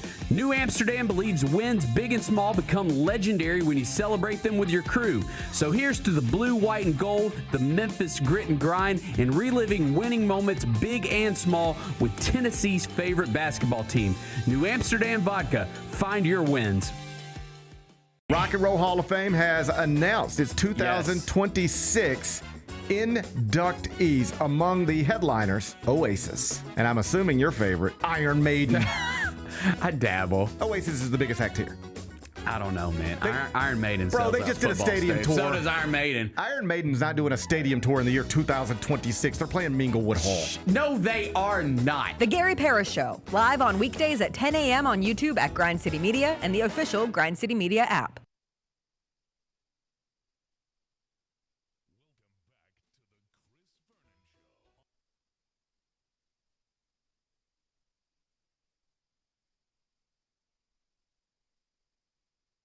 Welcome back to the Chris Vernon Show on YouTube at Grind City Media and the official Grind City Media app.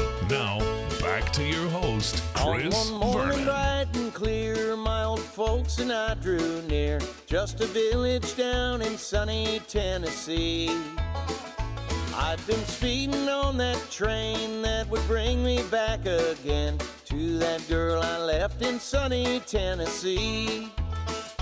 I could hear those voices singing as she bid farewell to me. Far across the fields of cotton, my old homestead I could see. As the moon rose in its glory, then I told my saddest story. The countdown to the NBA lottery is on. And Grizz Nation has a chance to win an autographed Zach Edey jersey by predicting where the Grizzlies will pick. Play Ping Pong Ball Pick'em, presented by Southland Casino, and you'll be entered to win. Visit grizzlies.com/draft to take your chance, make your predictions, then tune in to the NBA Draft Lottery Sunday, May 10th. Man, we're less than 2 weeks away. See how you did. That's Mother's Day, too. You know that? Yeah, it is. It is. Mother's Day. It is. Yep. Wow. I hope my mom gets good news about the draft lottery on Mother's Day. Me too. Sunday, May 10th. All right. So, and I had a dream. You remember once upon a time that we got the second pick. You okay now? I'm hopeful. Huh? Vern okay? Yeah, let's run the Vern tank okay, bro. He had a dream. Let's run the tank. He said I had a dream. Number one overall pick, one spin. Mine was about the draft lottery, not about social policy. Okay. Unfortunately, I wasn't nearly as profound as Dr. King.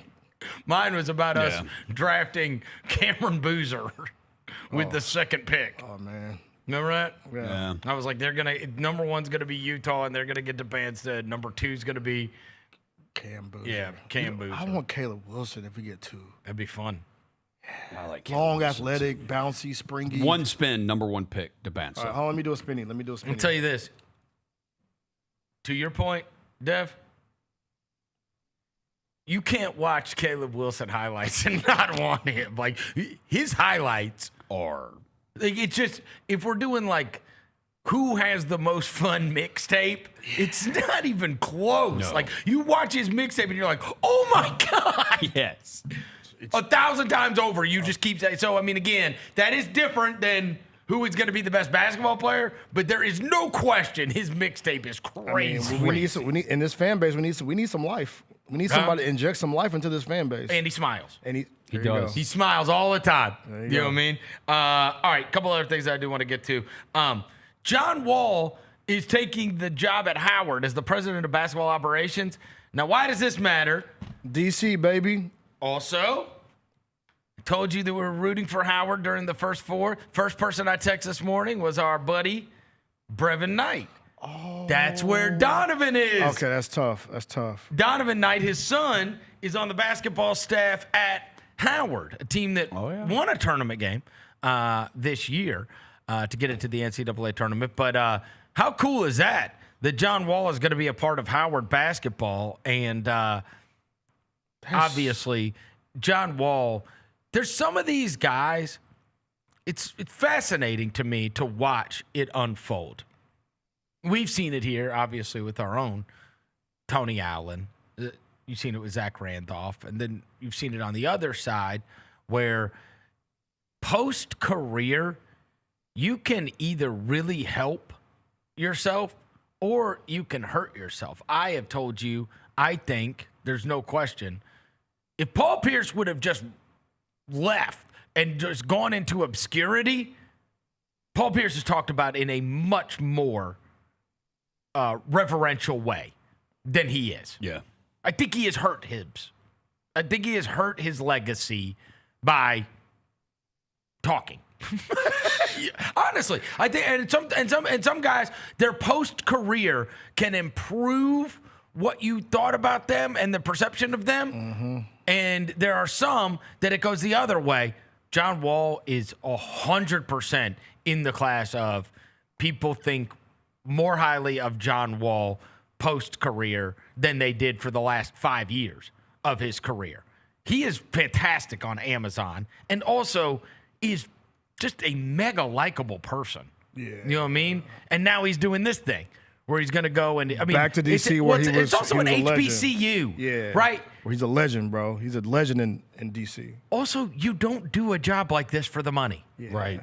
He doesn't need it. We have just been so impressed with the amount of work and the basketball knowledge that he has. Like when they did that, even when they did that, guess the player thing on NBA Prime or on Amazon Prime, and they were trying to like stump him. It was like, bro, this dude knows basketball, like every level. He just obviously loves basketball and loves watching basketball, which has made him a natural fit to be talking about basketball. There's a lot of people that are on TV that do not watch games, and don't have an awareness of, I would say, and I'm not using this as a demerit of him, but when you see, and we know this better than anybody because of rooting for a team in a small market, but how many times do you watch national broadcasters be forced to talk about the Grizzlies and you're like, oh my God. You don't know. Like they don't even know our names. Yeah. Tyler Jenkins coaching the Grizzlies with, I mean, and they don't know anything. Yeah. They obviously have not watched the team one time. You get the impression that John Wall just loves basketball and watches basketball all the time. Yes. It's the only way you can know about all this stuff, right? Yeah. And it makes him good, and it has made him good as a broadcaster. And then I'll just say this on the Howard front, he doesn't need money. No, he made $276 million in his career.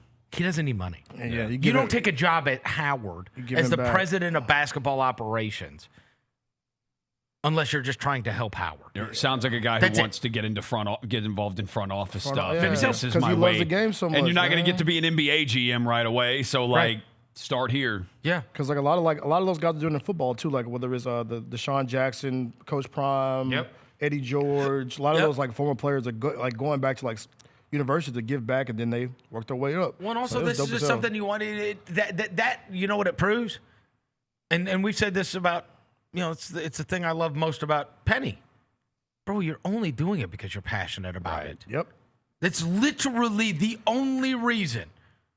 Because you don't have to do that. He doesn't have to do it. No. John Wall certainly does not have to go be the president of basketball operations. He was on Amazon Prime every day. Like, right. Yeah. He already had a post-career job to keep him busy. Exactly. If he wanted it. So, I mean, I thought it was a super cool story. Other college basketball news, I mean, look, with the amount of money that is coming in college athletics, it's interesting to me that it was announced today. Duke signed a 3-game non-conference deal with Amazon Prime. So we are seeing these streaming services go band for band on this stuff. Mm-hmm. And the 3 Duke games that they got on Amazon Prime, Duke UConn, Duke Michigan, Duke Gonzaga. Man. How the world has changed. Look at Amazon. So man. you're going to see. I mean, those are monster games. This is very visionary because it starts the schools that say do like, oh, we're going to sign up for a home and home series. You're auctioning off your home and home series now to the networks. Yeah. Yes. Because it used to always be, oh, ESPN's picking that up. I bet Prime gave them a fortune for those games. For Duke, yes. And they'll do probably like a mini documentary surrounding it, and you know what I mean, inside the Duke program. You know what I mean? Like I bet it'll be all encompassing, and this is kind of the way that sports is going to be presented. But it's fascinating. I wonder how they got away with that ACC wise. Because the ACC network, huh? No, it's on Amazon Prime is what I'm saying. I'm saying like they have the ACC network too, right? Yeah, I'm just surprised that they got away with this, and it makes me feel like the ACC that this could not be the case with everybody else.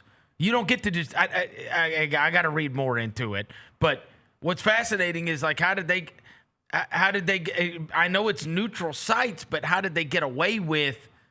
I guess that's how. That's I guess how, you get neutral sites. Yeah, but I mean, are other teams just going to be able to do this, right? Like, so you wouldn't Alabama can't play Michigan in football and say, "Hey, when we're selling it to Amazon Prime." They can't?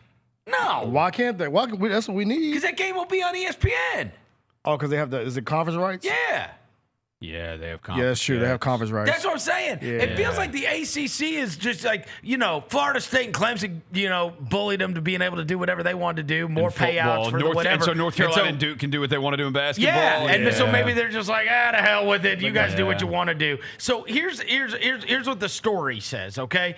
It says Duke is entering into a first-of-its-kind enterprise partnership with Amazon that includes the retail giant and streaming service televising 3 of the marquee games.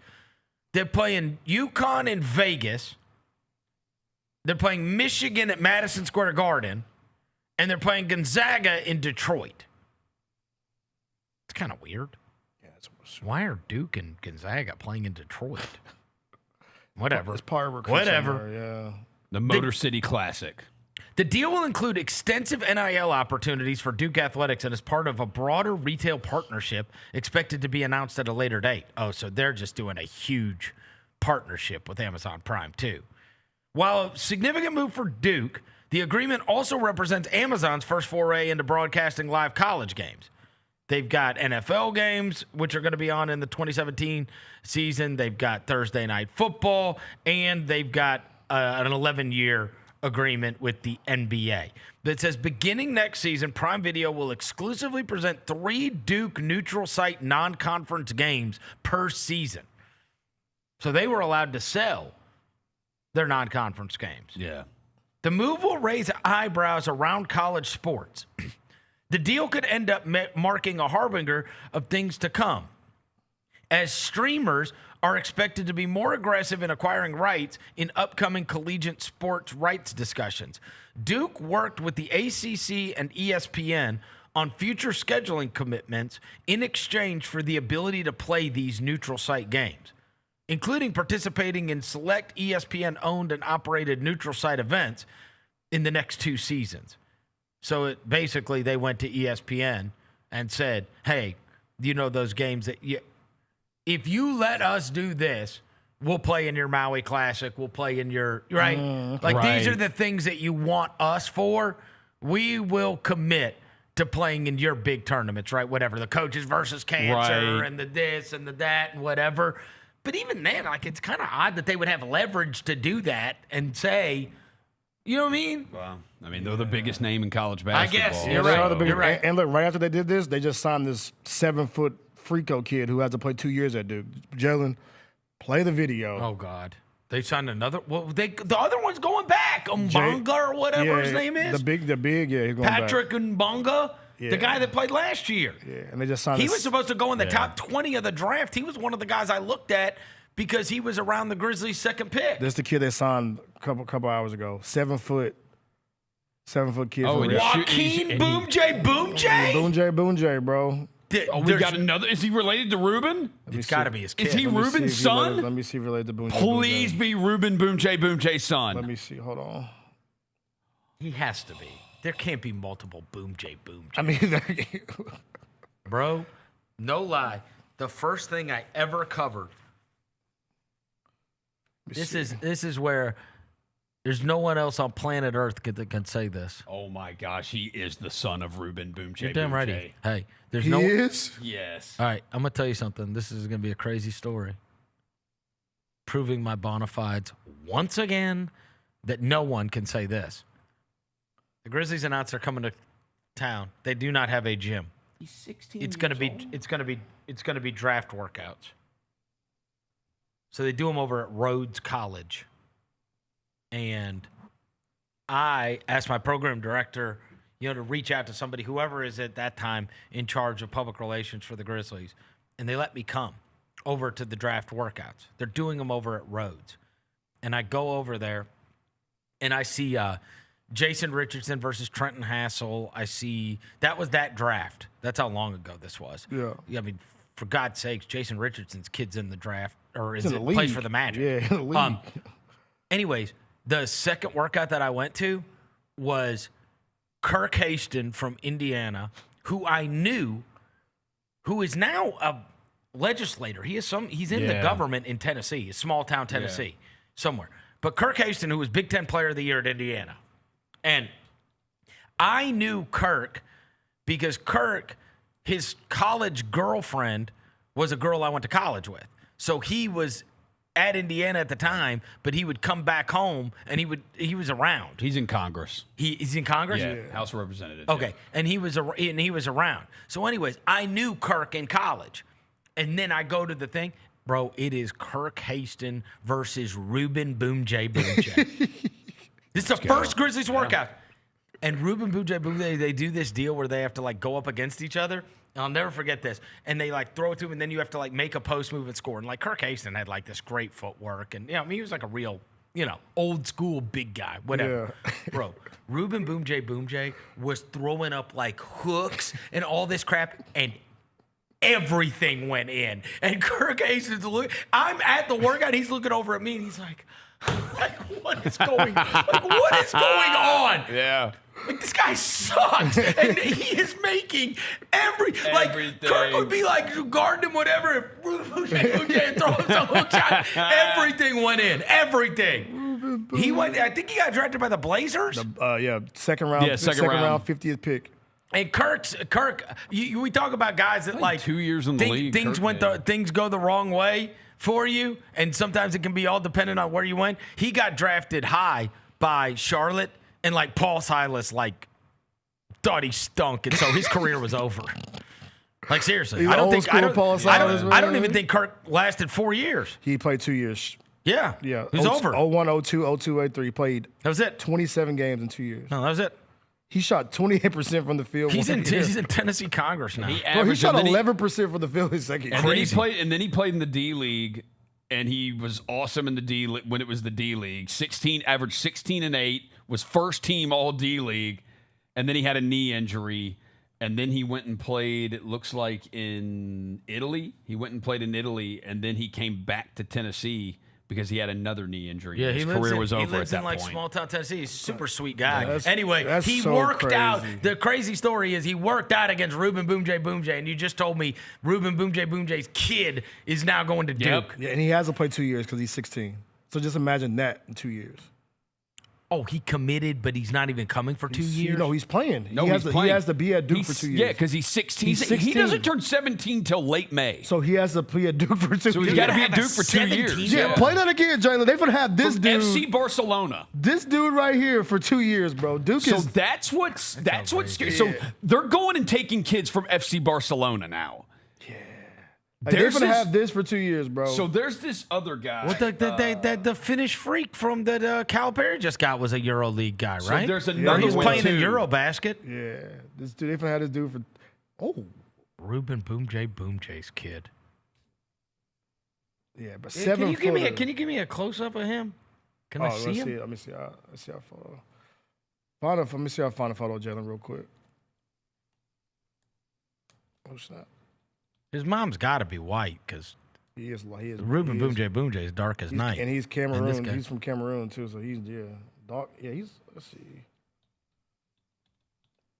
There's another player. He looks Cameron Boozery in some of these, you know? Hey, don't do that. Don't I'm put saying big. No smut on him. Oh, you mean the conference or the college player of the year? I mean robotic. I don't want you to call him a robot.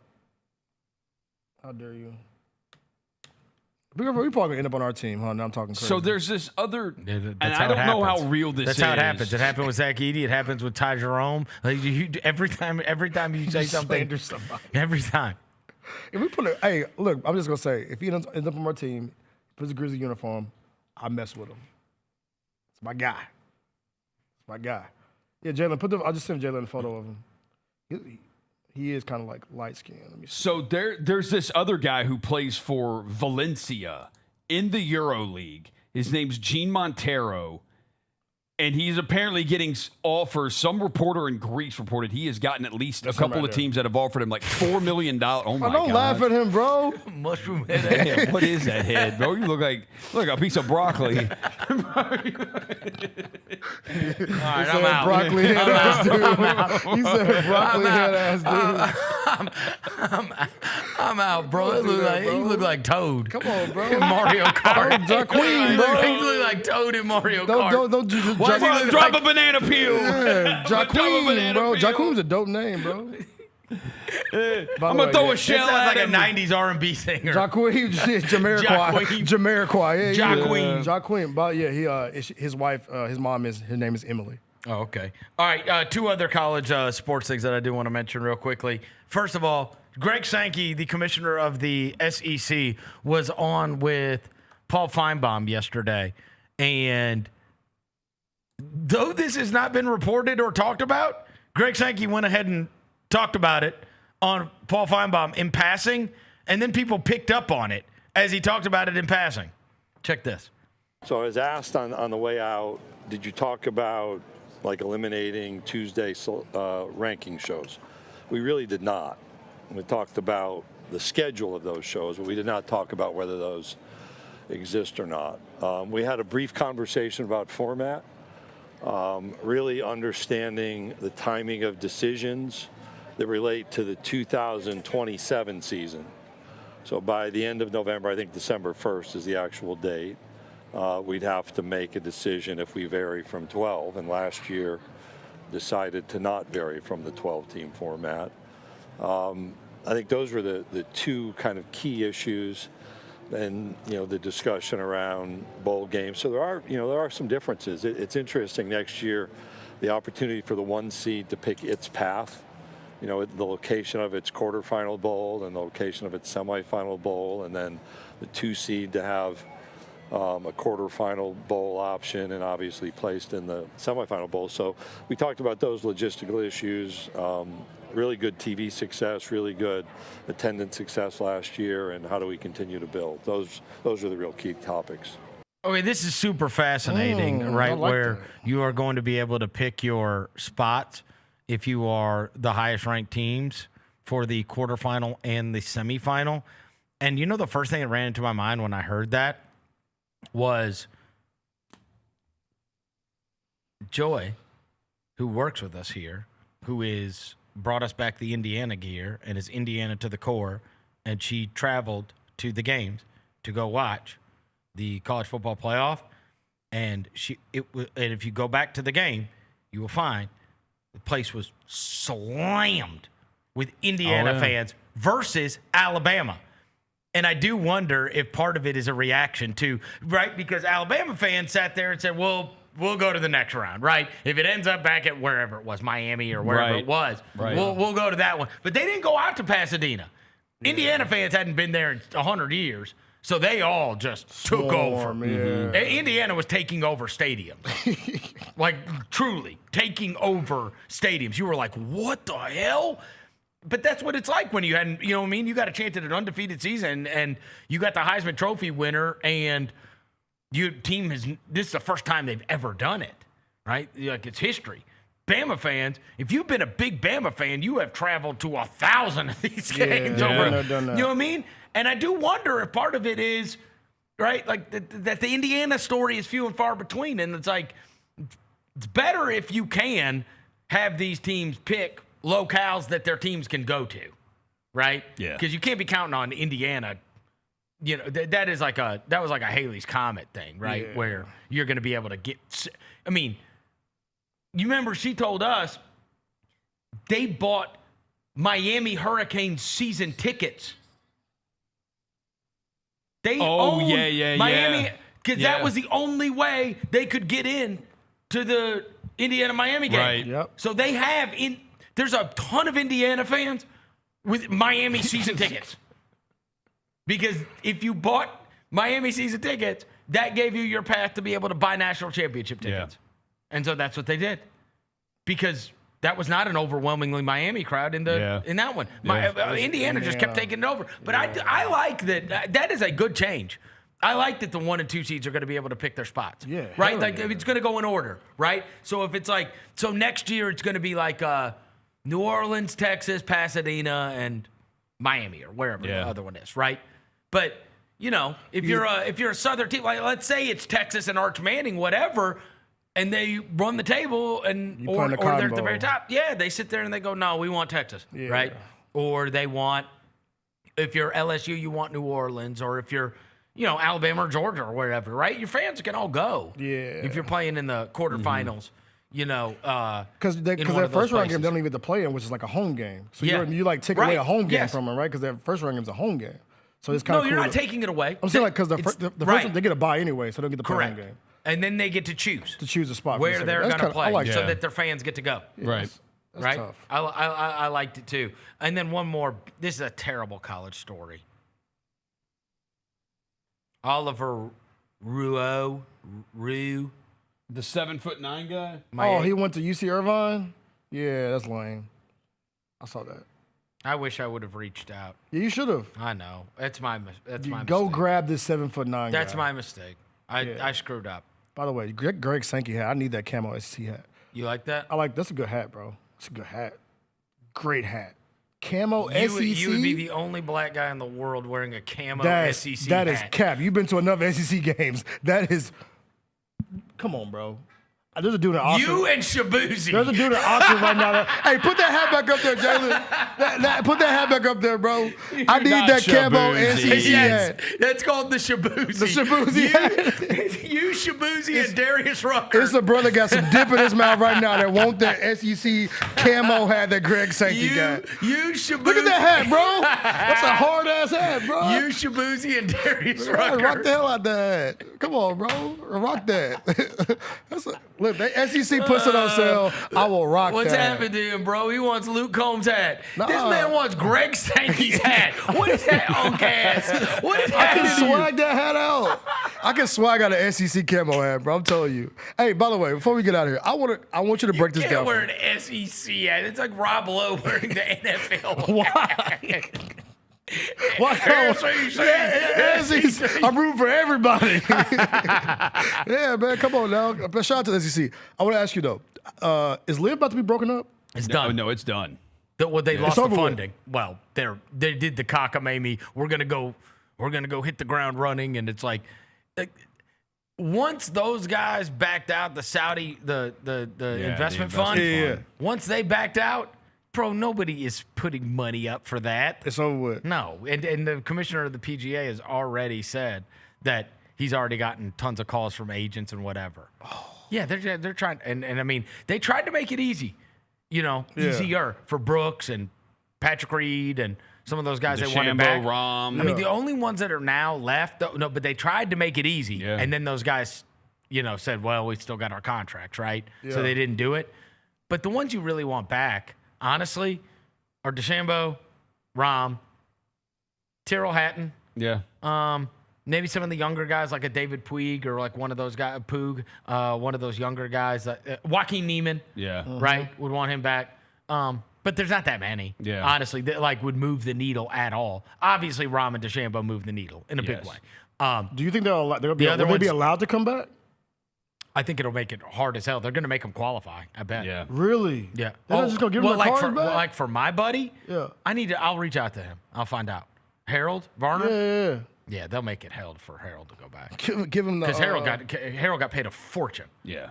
And he made the right decision for his family. For sure. Right? I mean, that's generational wealth. Yeah. Right? But He's going to have to earn his way back onto the PGA Tour. They're not going to just let him. Yeah, I want to know how they're going to do that. They're not going to let him show back up. So Brooks just gave him $5 million and then paid a fine and did this and did that, and then he's like, he can't be part of the FedEx money and he can't be. You know what I mean? They gave you like that outline, and what's his name is still playing out his suspension basically. Yeah. Reed is playing on the DP World Tour just to keep playing golf, and he's like winning. Right. Regularly. And that's Patrick Reed, who's like a Masters champion. Right. So, yeah, like these other guys, like they're going to make it hard as hell. That's what I guess. Okay. But I feel like also there's a group of them that you do really want back. But they're going to make them pay for this. Yes. They're going to make it hard on them. Yes. You know what I mean? They'll be petty. Because it's like, bro, we even when Brooks and Reed and them were coming back, like we just went through this like a month or two ago, and we said, here is your path to regain your PGA status. Y'all Who stood wants firm. to do it? Y'all stood firm with the lifts. Right? Yeah. So then okay. I'd be like, yeah. I mean, there's now on the other hand, this guy, this PGA commissioner is very adept. He's very business savvy. Like, and one of the things I heard him say a couple of months ago, which stood out to me, he was like, one of the things we start with in our meetings is what would the fans want? And he goes, and that usually guides you in the correct direction. And if that is so, and that is one of the things that he thinks about, and a lot of people in sports do not think about that. Yes. But this guy's from the NFL, right? Yeah. And he think, what would the fans want? And then like if that is so, and that is how a meeting starts in some ways, I mean, then you make it easier for Rahm and DeChambeau. Yes. You just come up with these stipulations as if you're a former major champion and you're whatever. If you've won multiple majors. Yeah. They both won multiple majors. Right. And that's a way for them to be able to get back on tour and playing in events that you benefit from. Yeah. But also screwing those guys like the lower level my guys. guy. Yeah. Like, You make it impossible. You earn your way back. Yeah. You're gonna have to go back to the Corn Ferry. Yeah. Whoever. You know what I mean? Road to glory. And you got and yes. Start you got to start back over. Yeah. Dang.